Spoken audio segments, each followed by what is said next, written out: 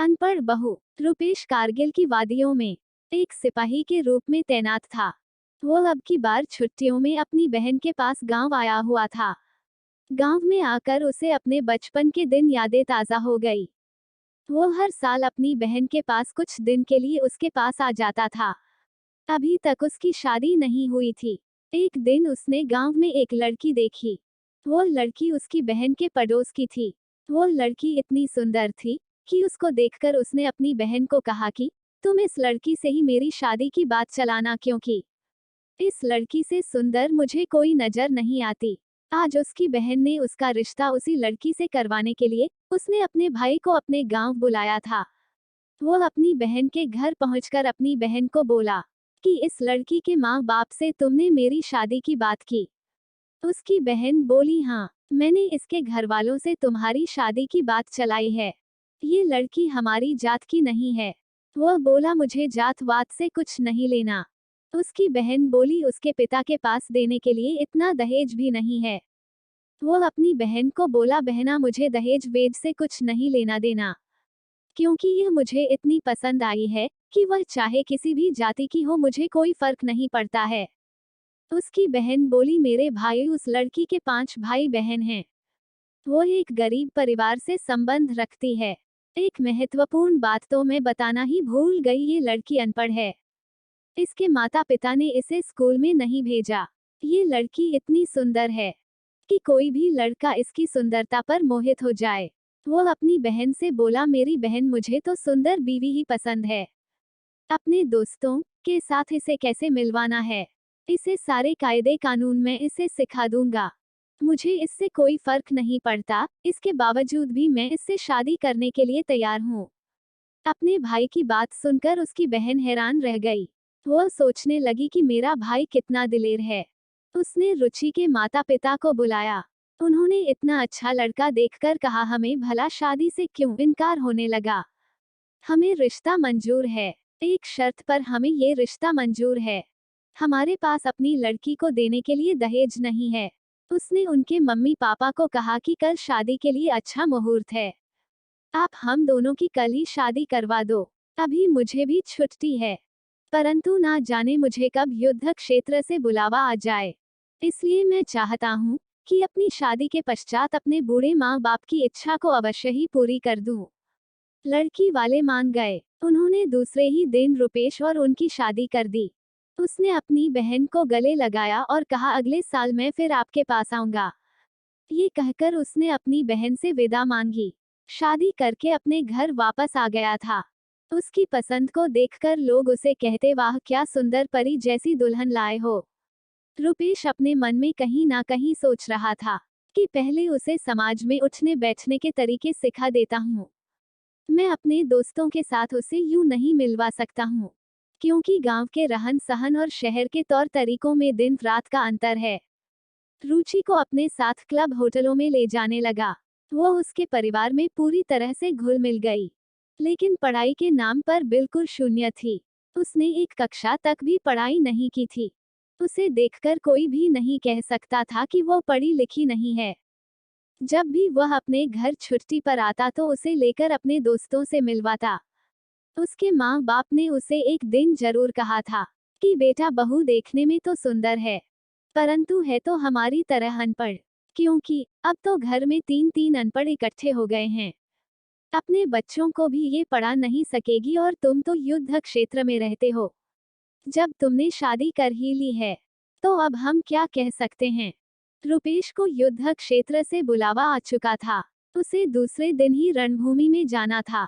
उसने अपनी पत्नी से विदा ली। उसकी पत्नी ने तो रोते हुए अपने पति को विदा किया।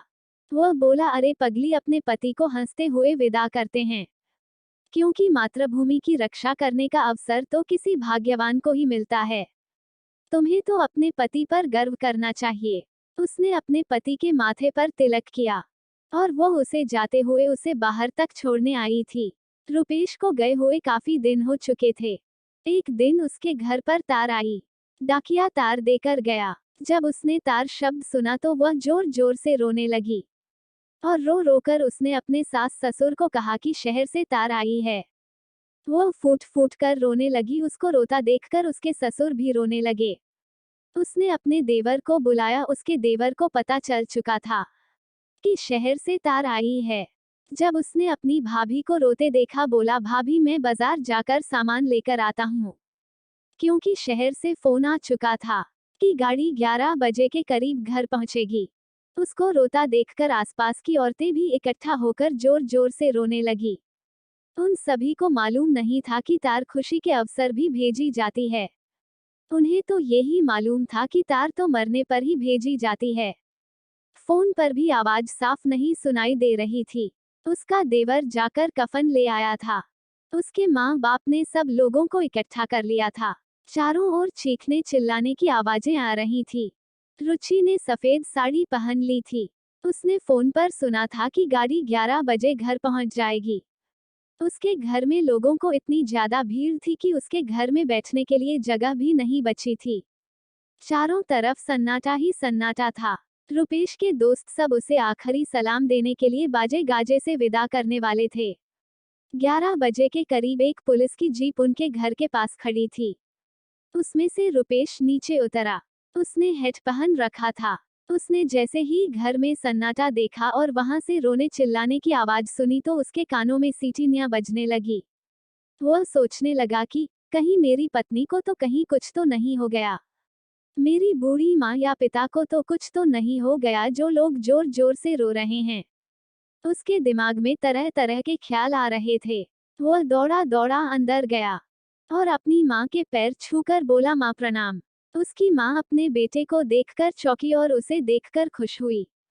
वह बोली, हे भगवान, क्या अनर्थ कर डाला।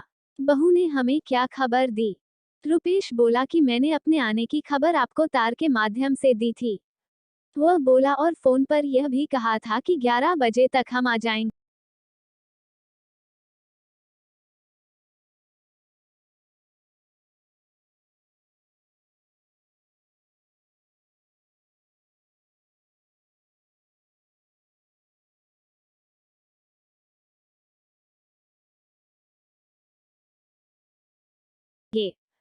रुपेश की बूढ़ी माँ अपनी बहू के पास आकर बोली, अरे तुमने ये क्या अनर्थ कर डाला। मेरा बेटा तो जिंदा है। वह बोली कि आज सुबह ही डाकिया तार देकर गया था। मुझे क्या पता था कि तार में अच्छी खबर भी होती है। मुझे तो पता था कि तार में बुरी खबर ही होती है।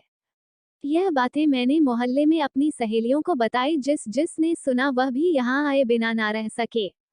रुपेश को कहीं ना कहीं अपनी गलती का एहसास हुआ कि मैंने अपने लिए सुंदर बहू का चुनाव तो कर लिया, मगर उसे तौर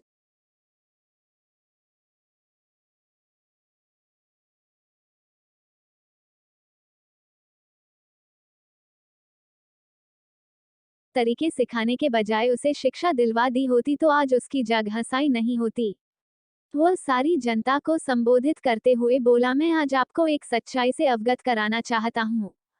मैंने अपनी पसंद की लड़की से शादी की। इसकी सुंदरता पर मोहित हो गया और मैंने सोचा कि वह भी मुझे मेरे तौर तरीके सीख कर मुझे खुश कर देगी। उसने अपनी तरफ से तो बहुत कोशिश की और सफल भी हो गई, पर कहीं ना कहीं मैं ये भूल गया कि सब तौर तरीकों से भी सबसे महत्वपूर्ण है मनुष्य की शिक्षा।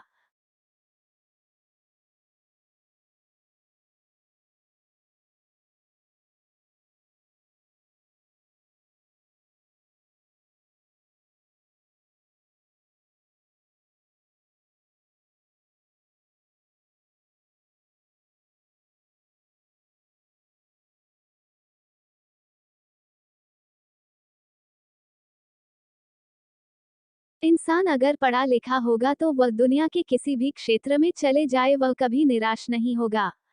बिना शिक्षा के उसका जीवन अधूरा है। इसलिए शिक्षा, चाहे वह नौजवान हो या बड़ा, हर एक व्यक्ति को शिक्षा अवश्य प्राप्त करनी चाहिए। इस बात के लिए मैं रुचि को दोषी नहीं ठहरा सकता, क्योंकि मैंने उसे कभी शिक्षा प्राप्त करने के लिए जोर नहीं लगाया।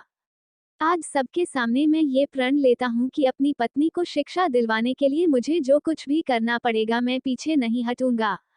उसने रुचि का हाथ पकड़ते हुए अपने दोस्तों से मिलवाया और कहा कि मेरी पत्नी बिल्कुल अनपढ़ है। इसके पिता ने उसे कभी स्कूल नहीं भेजा, परंतु आज से मैं इसे पढ़ लिखकर इतना काबिल बनाऊंगा मैं चाहे जीवित रहूं या नहीं, वह अपने बच्चों को तो अच्छी शिक्षा दिलवा सकती है। उसने प्रौढ़ शिक्षा केंद्र जाकर अपनी पत्नी की पढ़ाई के लिए एक खत लिखा।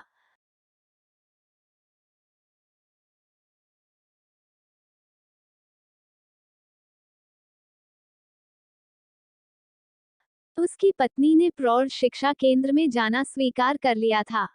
वह वहां पर जाकर काफी कुछ पढ़ना लिखना सीख गई थी। जब वह अपने मायके आई तो अपनी मां को भी उसने कुछ कुछ पढ़ना लिखना सिखा दिया था। आशा करती हूँ कि आपको ये कहानी पसंद आई होगी। आगे आपको ये वीडियो पसंद आया हो तो हमारे चैनल को लाइक करें, शेयर करें और सब्सक्राइब करें। धन्यवाद।